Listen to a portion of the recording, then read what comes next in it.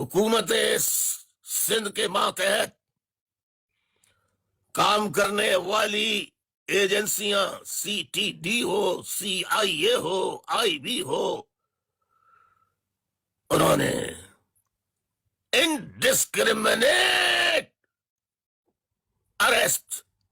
شروع کر دی. لیکن تعجب یہ ہوا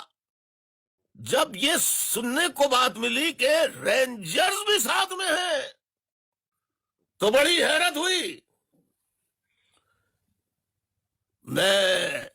D G Rangers Major General Muhammad Shamrez صاحب سے، Major General D G Rangers Muhammad Shamrez Khan صاحب سے اپیل کرتا ہوں، Major General D G Rangers, خدا رہا آپ پیرا ملٹری رینجرز ہیں اور ملٹری کو صوبائی حکومت کی مدد کے لیے اس وقت تو آنا پڑ سکتا ہے جبکہ کہیں کوئی ہنگامہ آرائی یا کوئی قانون کے خلاف کارروائیاں کی جا رہی ہوں، لیکن پرامن وکلا کے جلوس اور اس میں شریک شہریوں، وفا پرست ساتھیوں کی اس میں شرکت ہو. تو حیدرآباد میں اس وقت جگہ جگہ چھاپے مارے جا رہے ہیں اور حیدرآباد کے ارد گرد چھاپے مارے جا رہے ہیں، چاہے وہ اردو بولنے والے سندھی ہوں یا سندھی بولنے والے سندھی، یعنی مہاجروں، ایم کیو ایم کے کارکنوں کی. سندھی رہنما اور جو مظاہرین میں شریک تھے ان کے گھروں پہ بھی چھاپے مارے جا رہے ہیں، اور ایم کیو ایم کے کارکن جو شریک تھے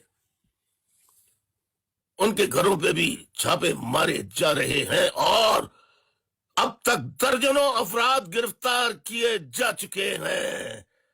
آصف علی زرداری صاحب پیپلز پارٹی کے، بلاول زرداری صاحب اور چیف منسٹر ارباب،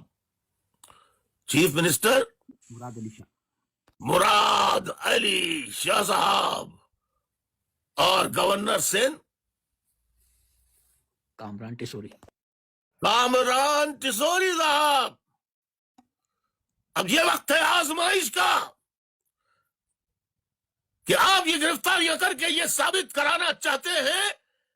کہ آپ بھی دریائے سندھ کا پانی لوٹنے کے منصوبے میں پوری طرح شریک ہیں، یا فی الفور چھاپے گرفتاریاں بند کرا کر گرفتار شدگان کو فی الفور رہا کر کے یہ بتائیں کہ ہم دریائے سندھ سے جو پانی چوری کرنے کے لیے مزید کینالز نکالی جا رہی ہے اس منصوبے کے خلاف ہے. میں تمام اوورسیز یونٹ کے ساتھیوں سے کہتا ہوں، آپ بھی اپنے اپنے ویڈیو لاگ میں، اپنے اپنے ٹویٹر اکاؤنٹ سے ان گرفتاریوں کی، چھاپے گرفتاریوں کی مذمت کریں، ویڈیو لاگ نکالیں اور مختصر ویڈیو ٹویٹ نکالیں تاکہ انگریزی، اردو میں، سندھی میں، جس میں نکال سکتے ہیں.